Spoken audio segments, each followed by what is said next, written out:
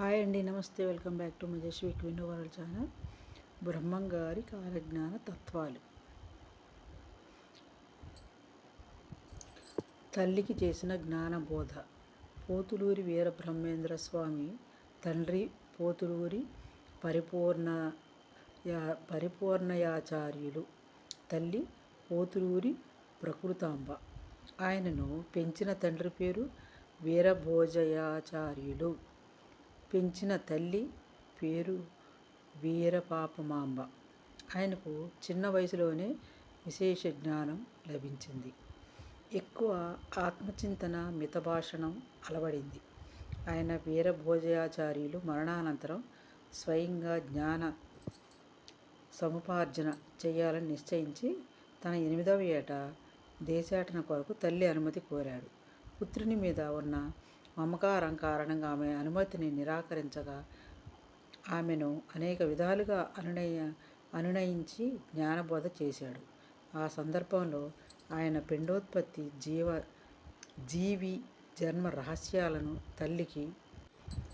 తల్లికి చెప్పి అనుబంధాలు మోక్షానికి ఆటంకమని, దానిని వదలమని తల్లికి హితవు చెప్పాడు. శరీరం పాంచభౌతికమని, ఆకాశం గాలి, అగ్ని, పృథ్వీ, నీరు అనే 5 అంశాలతో చేయబడిందని, సమస్త ప్రకృతితో కన్ను, ముక్కు, చెవి, నోరు, చర్మము అనే జ్ఞానేంద్రియాల ద్వారా సంబంధం ఏర్పరచుకొని జ్ఞానం సంపాదిస్తామని, వీటి ద్వారా నేను అనే అహం జనిస్తుందని, ఆత్మ సాక్షిగా మాత్రమే ఉంటుందని, బుద్ధి జీవుని నడిపిస్తుందని, బుద్ధిని కర్మ నడిపిస్తుందని, దానిని తప్పించడం ఎవరికీ సాధ్యపడదని, ఈ విషయాన్ని గ్రహించి ఎవరు పరబ్రహ్మను ధ్యానిస్తారో వారు మోక్షాన్ని పొందుతారని బోధించి ఆమె అనుమతి సంపాదించి దేశాటనకు బయలుదేరాడు. కాలజ్ఞాన అంశాలు. వేశ్యల వలన ప్రజలు భయంకర రోగాలకు గురవుతారు. మనుషులు వాబివరసలు లేకుండా ప్రవర్తిస్తారు. వారికి డబ్బే ప్రధానం అవుతుంది. రాజులు తమ ధర్మాన్ని మరచి విందులు, వినోదాలలో మునిగి ధర్మభ్రష్టులవుతారు. శాంతమూర్తులకు కూడా కోపం విపరీతంగా వస్తుంది. వివిధ వర్ణాల వారు తమ ధర్మం వదిలి ఇతర ధర్మాలను ఆచరించి నాశనం అవుతారు. పంటలు సరిగా పండక, పాడి పశువులు సరిగా పాలివ్వక భయంకరమైన కరువు సంప్రాప్తిస్తుంది. బ్రాహ్మణులు తమ ధర్మాలను వదిలి ఇతర కర్మలను ఆచరించటం వలన దేశం కల్లోలితమవుతుంది. చోళ మండలం నష్టాలు పాలవుతుంది. వారి వరసలు, గౌరవ మర్యాదలు క్షీణించి తండ్రి కొడుకులు, కొడుకు తండ్రిని దూషిస్తారు. ప్రజలు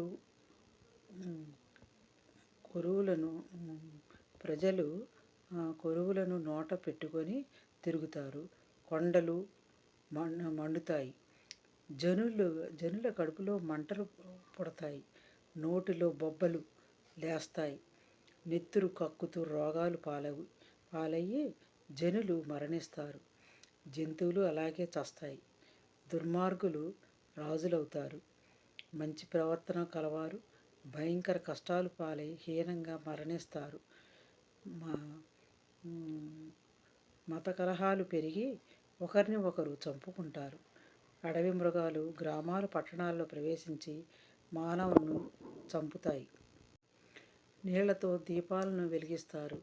ఇతర దేశస్థులు భారతదేశాన్ని పాలిస్తారు. మాచర్లలో రాజులంతా ఒక స్త్రీ వలన కలహించుకొని మరణిస్తారు. పట్టపగలే చుక్కలు కనిపించి కొంతమంది ప్రజలు మరణానికి హేతు అవుతాయి. ఒకరి భార్యను ఒకరు వశపరుచుకుంటారు. స్త్రీ పురుషులు ఇరువురు కామపీడితులవుతారు. వెంకటేశ్వర క్షేత్రంలో దొంగతనాలు జరుగుతాయి. మహమ్మదీయులు దేవాలయాన్ని దోచుకుంటారు.